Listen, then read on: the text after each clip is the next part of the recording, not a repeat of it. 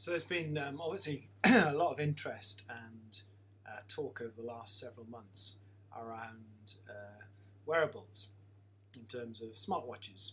We've seen the launch of the Apple Watch. We've seen many of the Google Watches being launched as well. And there seems to be quite a lot of buzz and excitement in the industry and among certain consumers that this is a growth for new technology, an interesting new piece of kit.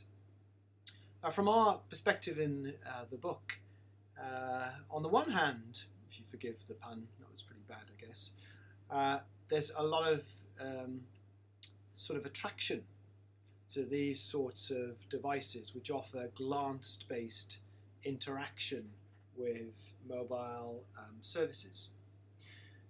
If you have a phone, and don't actually know where mine's gone at the moment, which is a bit much given that I'm an expert on mobile interaction design.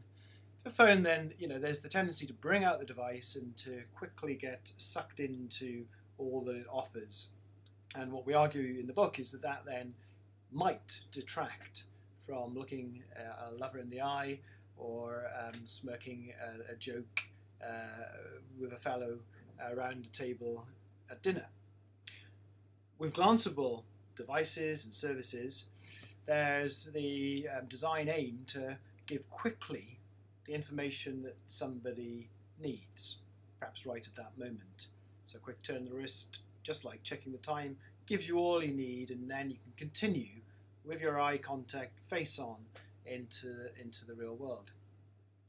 Of course, the downside is perhaps that with something so accessible like this kind of device or this kind of device, will be even more inclined to keep checking and being drawn into the digital, and maybe will even prompt us to see a little seductive nugget of information, and then we reach into our pocket and pick out our phone or go even more to our tablet.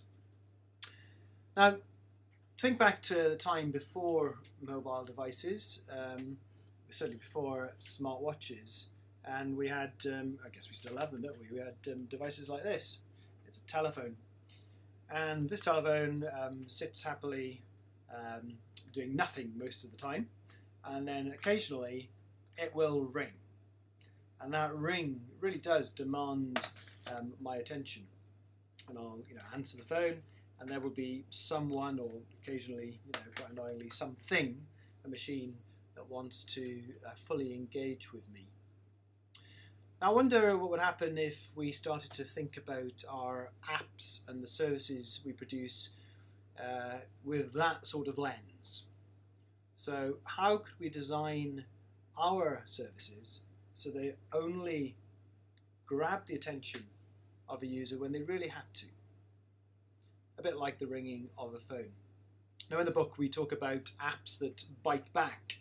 So instead of us going there and actively activating an app, how about an app that when it really believes it's time to interrupt you, will interrupt you with the right information or with something just to fill the dead time or anything else it wants to do.